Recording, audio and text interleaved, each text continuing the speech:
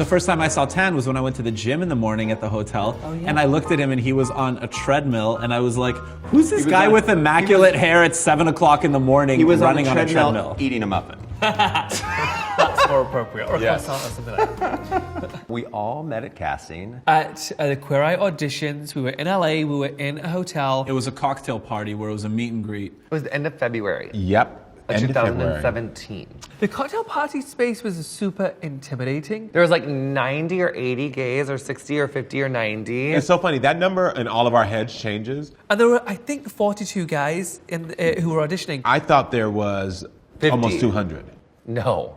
But everybody gathered around the bar, so it was like a weird mosh pit. Except Tan and I, we were by the food, but we still didn't meet because we were so focused on the food. Eating food, yeah. To be very honest with you, the only people I really honed in on were the people that are here. Karamo and Tan were the very first two that I met, and we instantly kind of clicked. I ran into Tan first. We saw each other at the elevator, and I immediately thought Tan is going to get this show, and I also thought he was so handsome. And then when we got to casting, we immediately all sort of met each other within first 5 minutes. Me, Bobby, and Tan immediately. Yeah. Then you came over. No, you came over next. Antoni, I thought, was nervous. Nervous Nelly. Oh, I thought for sure that I didn't get it. Antoni thought that he'd been cut. Like, this lady came over and gave him a hug, and he thought that meant that she had cut him. So he got his stuff to go to leave, and then everyone had to stop him. They're like, "Where are you going? Where are you going? You didn't He's get like, cut. I'm cut," and he's like, "You're not cut. Like, I just gave you a side Phoenix hug." Rising. Because she gave everyone a hug as she was like, "Thank you, Ness." She was consoling me because somebody else had gotten cut, and it was somebody who I'd befriended. I tried to talk to you once and you were really nervous, and so I was like, oh, I'll leave him alone. He wasn't nervous to me. He just was really offended because I wouldn't stop talking about anal. My first interaction with Jonathan, he ran across the room yelling, "Where is she? Where is she? Where is she?" And he was looking for his coffee. Yeah, that makes sense. My first impression of Jonathan was that there's no way he could be real because nobody could have that much energy naturally.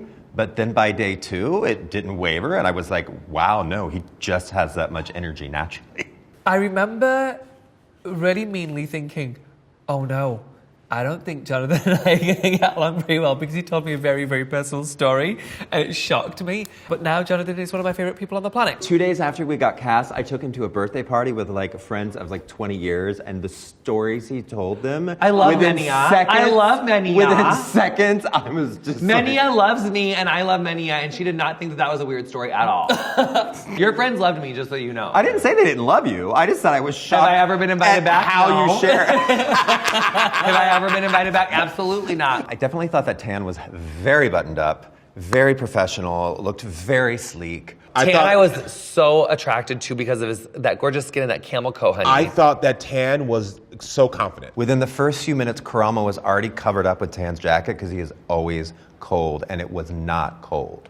I was freezing, and he just was like, "Here, love, take my jacket." When I first met Karamo, he was the first person to greet me. Karamo, I instantly knew was going to get the role, get the job. Karamo's very big on like hi. intimate, like one-on-one, like, hey, here you are, I'm addressing it. And I remember thinking, whoa, he's attractive. My first impression of Bobby was that he was a total worrywart, because we were standing next to each other and he messed up these two guys' names that were on Making Casting. Oh yes, I remember. And so he came over and he freaked out. He was like, "Oh my gosh, I just called that one the wrong name. I called that one by that one's name. Like, what should I do?" And I was like, look, I turned my head to see who he was talking about, and when I turned back, I was like, I don't think that's that big of a deal. But by the time I said that, he'd already beelined across the room and was talking to cornered them. both of them, and was telling them how sorry he was that he'd messed up their names and blah, blah, blah. I would say Bobby was the most intimidating because he had like 7 suits laid out across a table. Bobby was giving me like a lot of brightness. The people at casting said that the Netflix executive saw my bright blue, colorful suit online and loved page that 7 Bobby. of a Google and search. they wanted to see that Bobby. You were like a caricature of Bobby Berk, because you had these really chunky glasses on, this really blonde, spiky hair, these super bright suits.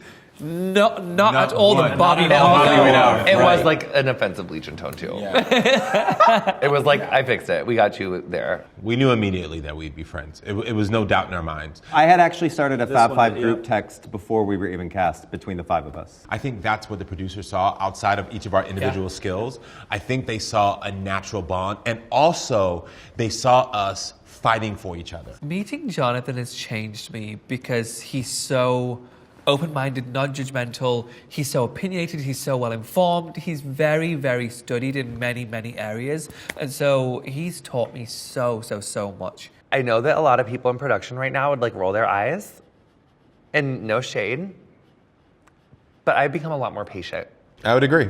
Jonathan has definitely become more patient hanging out with the four of us. Meeting Antoni has made me more sensitive. Karamo was probably one of the first people I knew within my age group who actually had kids, but also grown-ass kids. Yeah. And just to sort of like hear his experience about parenting. What I've learned from Tan is if you say things that are a little harsher but with a British accent, people don't get as upset. Versus if we say it in an American accent. You can't have 5 people who are really good at what they do and who are open and honest and transparent, not try to help the other people they're with constantly. And comfortable enough to be like called out on our shit. Yeah, absolutely. So we constantly challenge are each growing, other. we challenge each other all the time. We're the Fab Five from Netflix's Queer Eye, and that's how we met. It is. This isn't about how we met, but there were arancini, fried little risotto balls, and I shoved one in my mouth, and right when David Collins was coming in, I was really intimidated. That's He's who the show created the show. creator. And I started choking, and I tried to swallow it in one gulp, and I started getting teary-eyed as I was talking to him, and I think he thought I was getting emotional, which I always do, so it wasn't totally off-brand, but I was actually choking on a fried rice ball. He almost died on the first day.